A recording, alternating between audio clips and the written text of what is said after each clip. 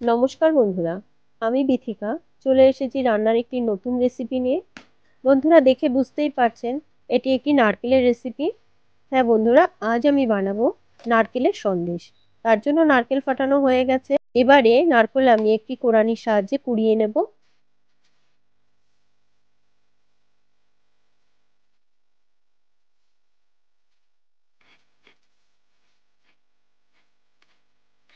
নারকেল কোড়ানো হয়ে গেছে। নারকেলের মালার শক্ত অংশের কিছু খোসা অনেক সময় নারকেল কোড়ানোর সময় নারকেলের মধ্যে পড়ে যায়। এগুলো ফেলে দিতে হবে, তা না হলে কিন্তু সন্দেশ দেখতে ভালো হবে না। এবার নারকেল আমি শিলনোড়ায় বেটে নিচ্ছি।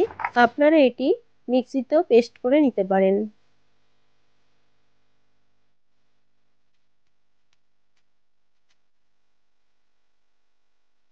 সমস্ত নারকেল আমি বেটে নিয়েছি। দেখুন বন্ধুরা, আমি খুব মিহি করে কিন্তু নারকেল বেটে নিয়েছি।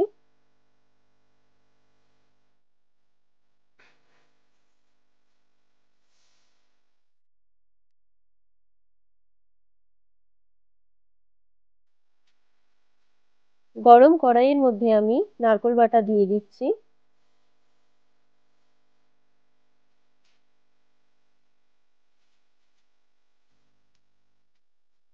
এরপর নারকেলের মধ্যে দিয়ে দিচ্ছি আমি চিনি। চিনি আর নারকেল একসাথে মিশিয়ে নেব এবং বেশ কিছুক্ষণ রান্না হতে দেব এবং বারবার নাড়তে থাকবো যাতে তলার দিকটা পুড়ে না যায়।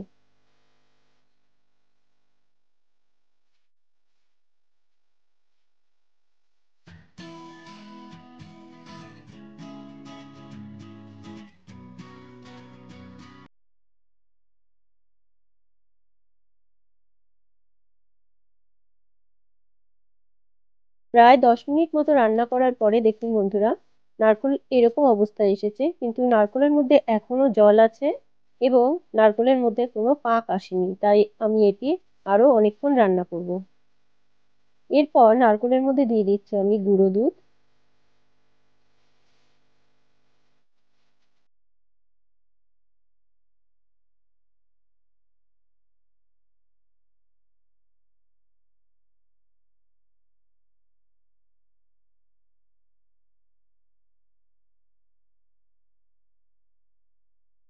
আরো বেশ কিছুক্ষণ রান্না করার পরে দেখুন বন্ধুরা, কড়াই থেকে নারকেল কিন্তু এবার উঠতে শুরু করেছে, মানে পাক খুব ভালোভাবে হয়ে গেছে।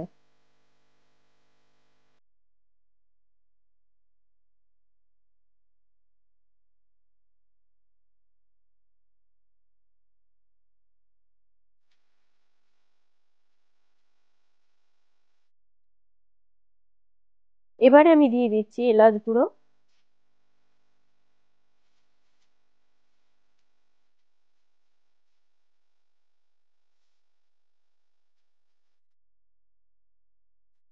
এলাচ গুঁড়ো খুব ভালোভাবে আমি মিশিয়ে নিয়েছি। এটি থেকে দারুণ সুন্দর নারকেল এবং এলাচের গন্ধ বেরোচ্ছে। এটি নামিয়ে নেবার পরে এর মধ্যে দিয়ে দিচ্ছি আমি ঘি। ঘি আমি হাতের সাহায্যে পুরো নারকেলের মধ্যে মাখিয়ে নিচ্ছি। এটি যেহেতু একটু গরম ছিল, তাই ধরতে কিন্তু আমার অসুবিধা হচ্ছিল। এটি গরম গরম অবস্থায় করতে পারলেই খুব ভালো হয়। হাতে অল্প একটু ঘি মাখিয়ে নিয়েছি, যাতে করে সন্দেশ বানানোর সময় হাতে জড়িয়ে না যায়।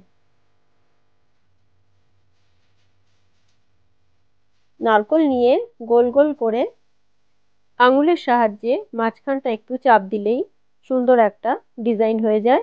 আপনারা আপনাদের পছন্দ মতো ডিজাইনও করতে পারেন, অথবা যদি ছাঁচ থাকে ছাঁচের মধ্যে করেও এই সন্দেশ কিন্তু তৈরি করতে পারেন।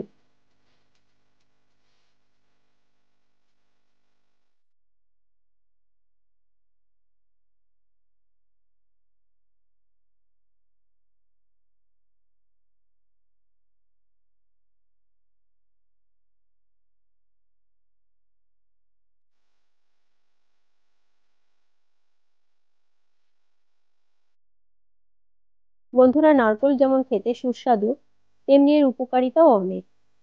থাইরয়েড হরমোনের কার্যক্রম স্বাভাবিক রাখতে সাহায্য করে এই নারকেল। নিয়মিত নারকেল খেলে ত্বক নরম ও সুন্দর হয় এবং সহজে বলিরেখা ও বার্ধক্যের ছাপ পড়তে দেয় না। তাই প্রতিদিনের খাদ্য তালিকায় অল্প একটু নারকেল কিন্তু রাখতেই পারেন। বন্ধুরা, সন্দেশগুলো কিন্তু আমার তৈরি হয়ে গেছে। এবার সন্দেশগুলো সুন্দর দেখানোর জন্য আমি একটু করে কিশমিশ ওপরে দিয়ে দিচ্ছি।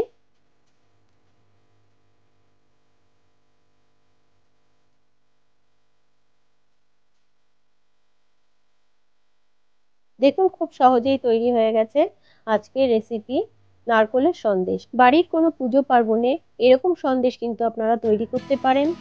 এরকম সন্দেশ বাচ্চা বড় সবাই কিন্তু খুব আনন্দের সহিত খাবে এবং আপনার খুব প্রশংসা করবে। তো বন্ধুরা, ভিডিওটি ভালো লাগলে লাইক এবং শেয়ার করবেন আর বিথিকার রান্নাঘর চ্যানেলটি সাবস্ক্রাইব করে পাশে থাকবেন।